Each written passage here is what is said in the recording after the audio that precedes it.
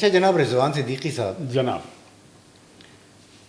ایسے ہی خیال آیا کہ آپ سے پوچھوں، یہ جو آج کی دنیا میں شادی کا معاملہ ہے یہ گمبھیر سے گمبھیر ہوتا جا رہا ہے پورے پاکستان میں اور ہندوستان میں اور ہمارے خطے میں شادی ایک بہت مہنگا، مشکل اور پریشان کن کام ہو گیا ہے. کیسے شادی کی جائے، کس سطح کی جائے، تو اس کے بارے میں یہ بتائیں کہ ایک بات تو یہ کہ یہ میں دیکھتا ہوں کہ مغرب میں تو ایسا نہیں ہوتا، وہاں تو بڑی سادہ سی شادیاں ہوتی ہیں، 20 لوگ آ رہے ہیں، 25 لوگ آ رہے ہیں، اور ہمارے پاس ہے کہ کوئی حد نہیں. کیا کبھی آپ نے سوچا اس کے بارے میں؟ اخلاق صاحب بہت شکریہ. آپ نے ایک ایسے موضوع پر گفتگو کا آغاز کیا ہے جو میرے خیال سے ہم سب پاکستان کے بالغ 15-17 کروڑ لوگوں کو اس پہ غور کرنا چاہیے. اس لیے کہ شادی ہمارے ایسٹ میں ہمارے مذہب کا ایک بہت اہم حصہ ہے، اور بہت واضح طور پر نکاح اور ولیمے کے بارے میں حضور اکرم صلی اللہ علیہ وآلہ وسلم نے ہدایات بھی دی ہیں اور اپنی زندگی سے ہمیں تک میسیج بھی پہنچایا ہے. آپ تھوڑا سا پیچھے جائیں، آپ کے اپنے زمانے کی بات ہے کہ ابھی میں تھوڑا عمر میں زیادہ ہوں، تو آپ کے زمانے میں شامیانے اور قناتیں آ گئی تھی، ہمارے زمانے میں نہیں تھی. تو کسی محلے کی شادی، بچی کی شادی اس گھر کے نہیں تھی، پورے محلے کی شادی تھی. سب لوگ آ جاتے تھے کہ بھائی بتائیں کیا کریں ہم، آپ کا گھر کمرہ ذرا بڑا ہے، اس ایک گھر میں اور کمرہ بڑا ہے، برتن گھروں سے لے آئے، سادگی سے ہو جاتی تھی. اس کے بعد کوئی 20-25 برس تک میرج لان کا سلسلہ شروع ہوا. اس میں مڈل کلاس کے آدمی کو دشواری نہیں ہوتی تھی، مطلب اتنے پیسوں میں شادی کی تقریب ہو جاتی تھی. بلکہ میں ہنس کے کل پرسوں اپنی بچی سے کہہ رہا تھا کہ بھئی ایک زمانہ یہ تھا کہ جتنے مہمانوں کو آپ نے بلایا ہے وہ آپ کو 100-200 روپے لفافے میں رکھ کے دیتے تھے، سمجھے نا. تو ان لفافوں سے آپ کے شادی کے آدھے اخراجات پورے ہو جاتے. لیکن آپ کو خود یاد ہوگا 2 برس پہلے ہم ایک بہت بڑی شادی میں گئے تھے جس میں کوئی 20-25 کھانے تھے اور تازہ جوس تھے اور ڈیکوریشن اور کوئی حد نہیں تھی جس کی. جب کھانا ہمارے سامنے چنا گیا تھا تو میں نے آپ سے پوچھا تھا کہ اخلاق صاحب یہ کھانا ہمارے لیے جائز ہے؟ تو آپ نے کہا تھا کہ نہیں. آپ نے یہ بات اس لیے کہی تھی کہ یہ اسراف بیجا ہے، یہ فضول خرچی ہے جس کی اخلاقی اعتبار سے بھی اور دینی اور مذہبی اعتبار میں کوئی گنجائش نہیں نکلتی. اس کے بعد آپ نے جو سوال پوچھا ہے، مجھے یوں لگتا ہے کہ ایک کمپٹیشن پیدا ہو گیا. یہ کمپٹیشن زندگی کے ہر شعبے میں پیدا ہونا چاہیے کہ آپ کے بچے اگر پڑھ رہے ہیں، تعلیم میں ہوشیار ہیں، تو آپ کے بھائی کے بچوں کو بھی پڑھائی میں وہاں ہم کمپٹیشن نہیں کرتے.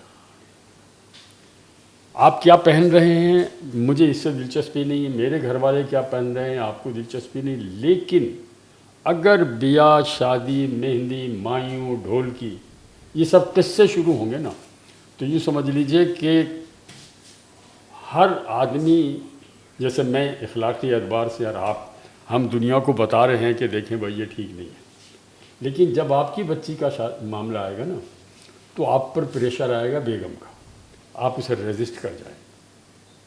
پھر کوئی اور 1-2 عزیز بولیں گے کہ اتنا نہ کرو بھائی یہ ٹھیک نہیں ہے، فلاں نہیں ہے.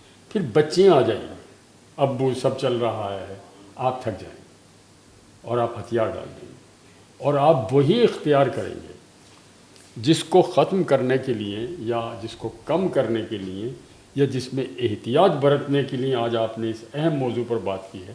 اب میں آپ سے سوال کرتا ہوں کہ ہماری اس گفتگو سے ہم اپنے سننے والوں کو ایسا کیا بتائیں کہ کم از کم وہ اپنے طور پر ان میں تھوڑی بہت کمی لے آئیں. یعنی جو 5-7 تقریبات ہو رہی ہیں، اب یہ رجحان تو ہو گیا ہے کہ لڑکے اور لڑکی والے مل کر ایک پروگرام کرنے پر تھوڑے سے آمادہ ہو گئے ہیں تاکہ اخراجات دونوں فریقین کے بچ جائیں. لیکن باقی سلسلے ڈھولکی کے، مہندی کے، مایوں کے اور دلہن کے جوڑے کے، جو زندگی میں 2 یا 3 بار یا 1 بار پہنا جاتا ہے، اس کی لاگت کا ہم اب جس معیار کے لوگ ہیں، مڈل کلاس کے لوگ، ہمارے گھروں میں بھی لاکھوں میں ہوتا ہے۔ یہ 2 باتیں ہیں اس میں رضوان صاحب جو میں فیل کرتا ہوں۔ ایک بات تو یہ ہے کہ یہ سب پیٹ بھرے کی باتیں ہیں۔ اگر آپ کی جیب میں پیسے ہیں اور وہ پیسے اچھل رہے ہیں تو آپ یہ سب کچھ کرتے ہیں، آپ ہزاروں نہیں، لاکھوں نہیں، کروڑوں خرچ کرتے ہیں۔ لیکن اس کے ساتھ میں آپ کو ایک اور مزے کی بات بتاؤں۔ ہمارے 3 بچوں کی شادی ہوئی۔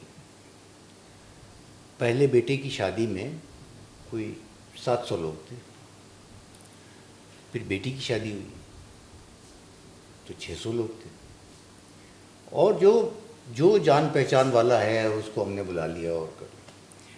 قدرت کا کرنا یہ ہوا کہ جب تیسرے سب سے چھوٹے بیٹے کی شادی ہوئی، اس زمانے میں اس سے 1 سال پہلے کورونا کی وبا آ چکی تھی۔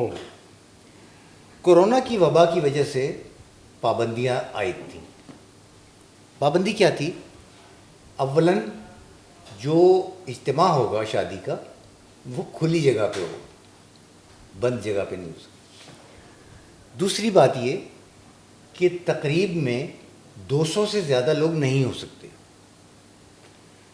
جب یہ صورتحال پیدا ہوئی تو اب شادی ہونی تھی، تو خاندان سارا اجتماع اور سب کچھ سوچا گیا کیا کیا جائے۔ اچھا 200 لوگ جو کہے جا رہے تھے کہ 200 لوگ ہوں گے، یہ 200 لوگ لڑکے والوں اور لڑکی والوں کو ملا کر تھے۔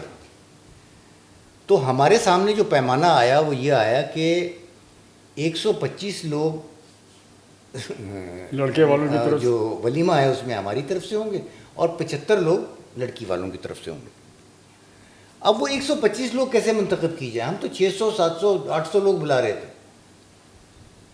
پابندی آ گئی، ہم بیٹھے، وہی فہرستیں نکالی گئیں اور اس میں سے کلاسیفائی کیا گیا کہ بھئی ان کو تو اوائڈ نہیں کیا جا سکتا، یہ تو پیور فیملی ہے۔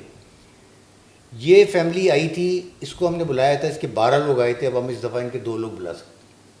اس طرح ایک نئی فہرست بنی، اور آپ کو یہ جان کر حیرت ہوگی، آپ خود اس شادی میں جی موجود تھے، میں حاضر ہوا کہ اس میں ان 125 لوگوں میں میری پوری فیملی موجود تھی، میرے سارے دوست موجود تھے جو میرے لیے اہم ہیں، جن کے ساتھ میں اٹھتا بیٹھتا ہوں، جن سے میرا صحافت کا تعلق ہے، یا میرا لٹریچر کا تعلق ہے، یا میرے محلے داری کا تعلق ہے۔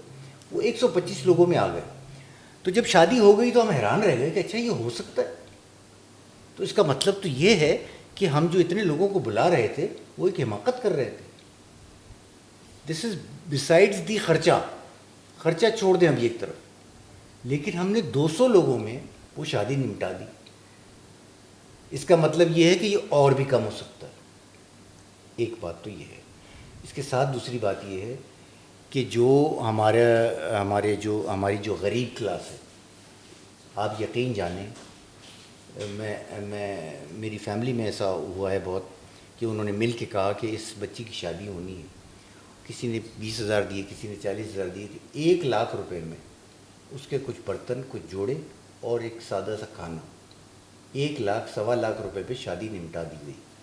یہ بالکل ہو سکتا ہے، لیکن اس کے لیے ضروری یہ ہے کہ ہم اپنا مائنڈ سیٹ وہ بنا لیں کہ ہمیں یہ کرنا ہے۔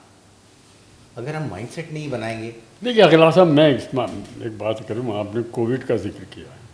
آپ اور میں جانتے ہیں کہ بہت اس شہر کے نون اور اچھے امیر لوگ اور بہت سوشل، یعنی کہ شعر، ادب، فلم، ٹی وی سے تعلق رکھنے والے، انہوں نے 10 لوگوں کو بلا کر بیٹی رخصت کی، چونکہ ایک قانون، ایک مجبوری تھی۔ آپ کو میں ذرا یاد دلا دوں کہ ضیاء الحق کے زمانے میں یہ سلسلہ شروع ہوا تھا کہ کھانا آپ نہیں کھلائیں گے۔ جی بالکل، اور لمٹ کیا تھا کہ شادی کے نام پر کھانا نہیں کھلائیں گے۔ اس سے میں اور آگے جاتا ہوں، ایوب خان نے یہ پابندی لگائی تھی۔ تو پھر یہ ہوتا تھا کہ میلاد کی محفل، میلاد کی محفل کی آڑ میں گھر میں اور شامیانے میں لگا کے 2 نعتیں پڑھوا دی اور باقی رسمیں پوری کر دی. اسی طرح کی جی برتھ ڈے، کیک کٹنا ہے، سو دولہا دلہن تھوڑے سادہ سے ڈریس میں آئے اور کیک کاٹا. اور پھر یہ ہوا کہ اب کھانے کا انتظام نہیں تھا، منع تھا. تو پھر کیا کہتے تھے کہ اگلی گری میں حاجی صاحب کی گھر کے سامنے جو بنگلہ ہے آپ وہاں چلے جائیے سرگوشی میں. تو ہم مہمان بانٹ دیتے تھے. چونکہ ایک قانون بنتا ہے اور ہم اس قانون کو توڑنے کے لیے کوئی جواز نکال لیتے ہیں. اچھا، یہ انسانی جبلت کا تقاضا ہے. جب انسان نے لڑائی لڑنا شروع کی اور تلوار کا زمانہ آیا تو ڈھال ایجاد ہو گئی. آج آپ دیکھ رہے ہیں کہ یہ طیارے اور میزائلز مارے جا رہے ہیں، مگر ان کو انٹرپٹ کرنے کے لیے دوسرے ہتھیار ایجاد ہو گئے. دیکھیے، اصل چیز مورلی آدمی کو خود کو موٹیویٹ کرنا ہوتی ہے. وہ شادیاں جو صرف رشتہ داروں کے درمیان ہوتی ہیں ان میں تعداد کم ہوتی ہے، اخراجات بھی کم آتے ہیں چونکہ ان کے سوشل کانٹیکٹ نہیں ہوتے. لیکن مالی حیثیت وہی ہوتی ہے، آپ کے سوشل کانٹیکٹ بڑھ جاتے ہیں. مثال کے طور پر آپ اخبار سے وابستہ ہیں، ظاہر ہے آپ کی بہت بڑی تنخواہ مل فیکٹری نہیں ہے، لیکن اخبار سے وابستگی کی وجہ سے آپ کا پورا عملہ، جن لوگوں سے آپ رابطے میں ہیں، جس شعبے میں آپ یا بیٹ میں کام کر رہے ہیں، ان سے جو لوگوں سے تعلقات ہیں، تو آپ کے رشتہ دار تو ہوتے ہیں 150-200. سوشل کانٹیکٹ کے لوگ تو ہوں 200 400 500. اب آپ ہی کے ہاں کی موجودگی میں واسق نعیم صاحب کے دفتر میں اور انیس کی موجودگی میں یہ ذکر ہو رہے تھے کہ بھائی 5-5 ہزار کا. دیکھیے، قانون سے چیزیں سدھر سکتی ہیں. پنجاب میں 3 حکومتیں بدلی ہیں، لیکن ایک قانون جو بنایا تھا ون ڈش مینس 2 چیزیں سادگی سے. ٹھیک، میرے ذاتی مشاہدے میں اور لوگوں سے جو میں سنتا ہوں، اپنے پرسنل تجربے میں بھی، لاسٹ ایئر میں پنجاب میں گیا تھا، اتنی سختی ہے اس پر. مگر ابھی میں نے حال ہی میں یہ سنا ہے کہ اگر لاہور شہر سے نکل کر کسی چھوٹے شہر میں آپ چلے جائیں تو وہاں لوگ اس کی پابندی نہیں کرتے اور 10-10 20-20 ڈشیں آپ کھلا رہے ہیں. تو اول تو یہ کہ حکومت سنجیدگی سے اس کا نوٹس لے. اس کے بڑے شدید نقصانات ہیں. یہ جو آپ نے کہا نا کہ جس کی جتنی حیثیت ہوتی ہے وہ یہ پیٹ بھرے کا کام نہیں ہے، یہ مجبوری کی بات ہے. آپ اور میں بھائی ہیں، آپ نے اپنی بیٹی کی شادی میں فلاں ہال بک کرایا تھا، اب مسئلہ میری بیٹی کی شادی کا آ گیا تو پورا گھرانہ مجھ پہ دباؤ ڈال رہا ہے کہ نہیں جناب، وہ تو جوہر میں کی تھی انہوں نے، ہم شارع فیصل والے میرج میں کریں گے. بھائی نہیں کر سکتے بیٹا، پیسے نہیں ہیں. اس نے کہا ابو کچھ کریں، ہر دفعہ تو نہیں ہوتی، ایک ہی زندگی میں شادی. تو آپ پر ایک سوسائٹی کا نہیں، فیملی کا پریشر ہوتا ہے. فیملی کے پریشر کے بعد یہ جو آپ نے کہا نا پیٹ بھرے والی بات، وہ بالکل صحیح ہے. ظاہر آپ کاروبار کر رہے ہیں، آپ کے بے شمار کلائنٹس ہیں، آپ نے بزنس لینا ہے، آپ لوگوں کے تقریبات میں لوگ آپ کو بار بار بلاتے ہیں چونکہ آپ امپورٹنٹ آدمی ہیں، آپ سیلیبریٹی ہیں، تو آپ جن کے جا رہے ہیں آپ ان کو بلائیں گے. میرا موقف آپ کے سوال کے جواب میں یہ ہے کہ اگر ہم من حیث القوم اپنے اندر ایک سدھار پیدا کر دیں اور خود کو قانون کا محتاج نہ سمجھیں. میں ایک اور مثال دوں گا کہ میرے ہی پاکستان کے ڈرائیور جب دبئی میں، قطر میں، جدہ میں یا مغربی ممالک میں گاڑی چلاتے ہیں تو وہ کیسے پیلی روشنی کے بدلنے سے پہلے اپنے پہیوں کو روک لیتے ہیں. انہیں معلوم ہے کہ ذرا بھی ہم نے لائن کراس کی تو یہ اٹھا کے ہمیں ایئرپورٹ سے باہر کر دیں گے. وہاں کیوں نہیں ایکچولی ہمارے ہاں ہر نیشنل نیوز کے بعد 5 منٹ کی خبریں حادثات پہ ہوتی ہیں. بس الٹ گئی، ویگن الٹ گئی، سامنے سے ٹکرا ہو گیا. ابھی پچھلے دنوں کراچی میں کہتے ہیں وہ ہے کہ ہمارے ٹینکرز نے مسلسل لوگوں کو وہ کیا ہے. اب کیا ہے، حکومت نے اس کی بہتری کے لیے، لیکن تھوڑی حکومت بھی توجہ دے، تھوڑا ہم بھی توجہ. دیکھیے ٹریفک ایکسیڈنٹ جو ہیں وہ اس لیے نہیں ہوتے کہ آپ کے روڈ بہت خراب ہے. گاڑی چلاتے وقت ہم خود ہی نہیں اپنا اوپر قابو پاتے، نہ روکتے ہیں. والد اگر بیٹھے ہیں وہ اگر کہتے بھی ہیں بیٹے سے کہ بیٹا آہستہ چلاؤ، وہ نہیں چلائے. تو یہ جو بیاہ شادی میں فضول خرچی، رسومات کا اضافہ، لباس پر خرچ، کھانے کی ڈشز میں بہت زیادہ، کبھی ٹھنڈے دل سے ہر آدمی یہ سوچے کہ 2-3 ڈشیں ہوں، پیٹ بھر کے کھانا کھایا جاتا. قطار لگی ہو تو ہمیں معلوم ہی نہیں ہوتا کیا لینا ہے. پھر کیا کرتے ہیں ہم؟ ایک پہاڑ بنا لیتے ہیں، یہ بھی لے لیں، یہ بھی لے لیں، یہ بھی لے لیں، یہ بھی لے لیں. اذاں بعد جب آپ کھانا شروع کرتے ہیں تو پتہ چلتا ہے یہ تو ٹھیک نہیں ہے، اس کو آگے سرکا دیں. پھر میں نے یہ رجحان بھی دیکھا ہے کہ بڑے آرام سے ویٹر کو بلا کر آپ کہتے ہیں کہ بھئی یہ ٹیبل، یہ پلیٹ ہٹاؤ، ایک نئی لا کے رکھ. اس پلیٹ میں ایک آدمی کی مکمل غذا ہے، وہ جو نانے جوی کا محتاج ہے، جس نے صبح سے کچھ نہیں کھایا. ہمیں ایک لمحے اس کا خیال نہیں آتا کہ کھانا ضائع کرنے کے وقت ہم یہ سوچ لیں کہ یہ جو کچھ میں لے رہا ہوں یہ ہماری ضرورت سے زیادہ ہے. تو اخراجات کی جو آپ بات کر رہے ہیں تو یہ بھی ذرا دیکھیے کہ کس طرح شادی میں دیر سے کھانا کھلتا ہے، کس طرح لوگ دوڑ کے جاتے ہیں. اور یہ آپ غریب آدمی اور مڈل کلاس کی بات نہ کریں، 5 اسٹار کی دعوتوں میں لمبی تقریروں کے بعد یا لمبی شادی کے بعد جب کہا جاتا ہے کھانے پہ آئیے تو وہ سارے پیٹ بھرے لوگ جنہیں آپ کہہ رہے ہیں بہت ہی معزز. دیکھیں فطری جبلت، ان کی بھی تو تقاضا ہے نا. کب سے 8 بجے کھانا کھاتے ہیں، 11:30 بج گئے، تو وہ بھی اسی طرح دوڑتے ہیں.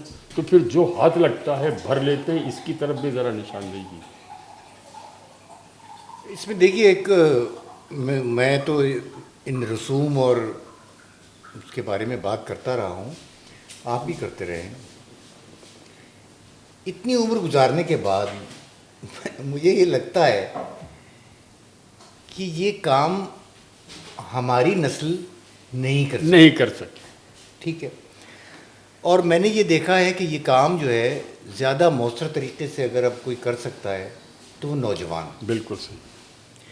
کئی مثالیں ایسی میں نے دیکھی ہیں، ہمارے خاندان میں بھی ایسی مثالیں ہیں، اور بلکہ 1-2 مثالوں کی وجہ سے روایت بھی بن گئی ہے. مثال کے طور پہ جب رشتہ طے ہوتا ہے اور یہ ہوتا ہے کہ بھئی اب شادی کی بنیادی باتیں طے کر لی ہیں، تو اس وقت یہ کہا جاتا ہے لڑکے والے لڑکی والوں سے، یہ مثال کے طور پہ لڑکے کا باپ لڑکی کے باپ سے نہایت واضح صاف انداز میں ایک بات کہتا ہے کہ دیکھیے صاحب سب کچھ تو ٹھیک ہے، باقی جہیز نہیں ہوگا. بالکل صحیح. اچھا. بہت اچھی بات آپ نے. اچھا، اس کے بعد ہوتا کیا ہے کہ وہ اس کو سیریسلی نہیں لیتے. جو جہیز دینے والے ہیں وہ 2 دن بعد ان کی فیملی سے کوئی آتا ہے، وہ کہتے ہیں کہ بھئی دیکھو ایسی باتیں سبھی کرتے ہیں لیکن بہرحال وہ ہم لڑکی کو کچھ تو دیں گے نا، یہ تو دیں گے. دیکھا یہ گیا ہے کہ جہاں پہ ہمارے یہاں یہ ہوا بھی کہ جب وہ آئے اور انہوں نے کہا کہ جی دیکھیں تھوڑا بہت تو ہوتا ہے، جہیز تو نہیں ہے، وہ بس ایسے ہی ہے، تو ان سے یہ کہا گیا کہ جناب بات یہ ہے کہ اگر آپ نے کچھ دیا تو ہم اگلی صبح واپس کر اس کو آپ کے دروازے پر رکھ دیں گے. بھائی واہ. ٹھیک ہے. یہ آپ کے لہجے کی سختی اور آپ کا کلیئر انٹینشن اگر اصل بات نیت کی ہے تو وہ جو نیت ہے وہ اس تک کمیونیکیٹ ہو جائے ایک دفعہ. تو میں نے دیکھا اچھا اس میں بنیادی جو اہمیت ہے وہ اس نوجوان لڑکے کی ہے جی. اور اس نوجوان لڑکی کی ہے. ہمارے ایک دوست ہیں مظفر احمد، وہ ایک مزے کی بات کرتے ہیں کہ ان کی بیٹیوں کی جب بھی شادی ہوئی تو انہوں نے یہ کہا کہ بھائی دیکھو جہیز وہیز تو بات یہ ہے کہ اگر تو تمہیں جہیز کی ضرورت ہے، اپنے داماد سے، ہونے والے داماد سے یہ کہتے کہ اگر تمہیں جہیز کی ضرورت ہے تو میرا خیال ہے کہ تم شادی کے لیے بھی تیار نہیں ہو. واہ. تم اس شادی کی اخراجات کے لیے اگر تمہیں ہماری مدد کی ضرورت ہے ہاں تو تم تیار نہیں ہو. تو تم تیار نہیں ہو. تو بالکل بہتر یہ ہے کہ پہلے تم تیار ہو جاؤ. Now the message is so clear کہ وہ نوجوان لڑکا پڑھے لکھے بچے ہیں. تو یہ کہنا میں یہ چاہتا ہوں کہ یہ جو شہروں کے اور قصبوں کے جو لڑکے لڑکیاں پڑھ گئے ہیں ان کا یہ بنتا ہے کام کہ وہ جو بات اچھی سمجھتے ہیں اس پہ اخلاق سختی صاحب سے. آپ نے اتنی اچھی بات کی ہے. آپ نے مجھے اپنی بیٹی کی شادی کا ذکر کر کے مجھے اس بات پر آمادہ کیا کہ میں لوگوں کو بتاؤں کہ ہم جو باتیں کر رہے ہیں تو حقیقتاً ہم باتیں نہیں کر رہے. دیکھیے میری شادی ہوئی, آپ بلیو کریں میری اہلیہ ایک اس زمانے میں اٹیچی اتنے نہیں ہوتے تھے, پرانی بات ہے, صندوق میں اپنا استعمال کا سامان لائی تھی. 52 برس اس نے میرے ساتھ زندگی میں گزارے اور کبھی اس نے یہ محسوس نہیں کیا کہ میرے جہیز نہ لانے کی وجہ سے کبھی مجھے دشواری پیدا ہو. میرے بڑے بیٹی کی شادی ہوئی, وہ کینیڈا میں ہوتا تھا, عزیزوں میں ہوئی. اس نے کینیڈا سے اپنے ماں کو فون کیا کہ میں آ رہا ہوں. 15-20 دن پہلے ان سے ایک بات یہ کہتی جائے گا کہ لڑکی جہیز میں کچھ نہیں لائے. میں آ کر فرنیچر اور یہ سب بہت زور دیا اس نے. ہم نے اپنے ان عزیز کو جو میرے پھوپھا ہوتے تھے رشتے میں, ان سے ریکویسٹ کی اور سختی سے کہا. تو انہوں نے پھر وہی بات آپ کی, انہوں نے کہا بھائی اصل میں نے چینوٹ سے 2 بیٹیوں کے لیے فرنیچر مسیری بنوائی تھی, تو ایک کو دے دی, ایک میرے گھر پڑی, میں اس کا کیا کروں. تو مجھے اپنے بیٹوں کو آمادہ کرنے میں بہت وقت لگا. اس کے بعد دیکھیے اللہ تعالیٰ کیسی مدد کرتا ہے. میری بیٹی کی شادی ہوئی تو ہونے والے داماد نے میری بیوی کو فون کیا, وہ اس زمانے میں گلگت میں ہوتا تھا, کہ آنٹی اگر آپ نے کچھ جہیز دیا, جہیز کے نام پر کچھ دیا تو ہمیں نہیں دوں گا, میں خود آؤں گا, ہم جتنی ہماری حیثیت ہے ہم وہ ضرورت کی چیزیں خریدیں گے, آپ کچھ نہ دیں. ہم نے ان کی بات کا بھرم رکھا. پھر میرے چھوٹے بیٹی کی شادی ہوئی, وہ اس طرح کی ہوئی کہ ہماری بہو جو ہے آپ بلیو کریں ہینگر میں لٹکا کے آئی تھی. فریج اور ڈی فریزر اور فرنیچر اور یہ جسٹ نتھنگ. تو ہمیں الحمدللہ ہم نے پہل کی, دونوں بیٹوں نے, تو ہمیں داماد ایسے ملے. تو اگر تھوڑا سا جو آپ نے لہجہ اختیار کیا تھا نا, یہ بات مجھے آپ نے 3 سال پہلے بتائی تھی, وہی ہم نے انہیں صاف کہہ دیا کہ اگر آپ دیں گے تو صبح ہم آپ کو واپس لوٹا دیں گے. تو اس سے ان کو پتہ چل جاتا ہے. اچھا اس کے بعد پھر بیٹیوں کو دینے کی بھی عمر پڑی ہے, آپ خوشیوں میں دیتے رہیں. تو یہ کیسا اچھا موضوع ہے, لیکن حقیقت یہ ہے اخلاق صاحب کہ اس کے بہت سارے پہلو اور بھی. جی بالکل. اصل میں دیکھیں بس اب یہ گویا ہماری گفتگو میں 2 باتیں تو کلیئر ہو گئی نا.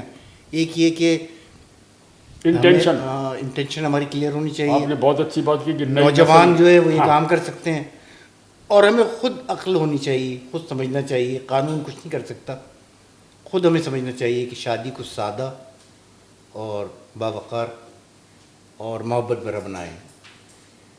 اصل چیز وہ ہے کہ جن کی شادی ہو رہی ہے وہ خوشی سے زندگی بسر کریں, زیر بار بھی نہ ہو, قرض بھی نہ لیں, وہی کامیابی ہے.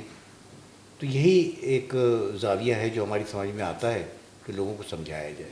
اخلاق صاحب ایک بہت ہی خوبصورت موضوع پر ہم نے گفتگو کی ہے. ہمیں نہیں معلوم کہ یہ گفتگو ہمارے سننے والوں نے کس حد تک قبول کی ہے, لیکن یہ ایک ایسا موضوع ہے کہ ہم کسی اور موقع پر بھی بات کریں گے اس پر, اور ایسے ہی سماجی موضوعات پر انشاءاللہ العزیز ہم آپ سے بات کرتے رہیں گے. رضوان صدیقی کو اور اخلاق احمد صاحب کو اجازت دیجیے. اللہ حافظ.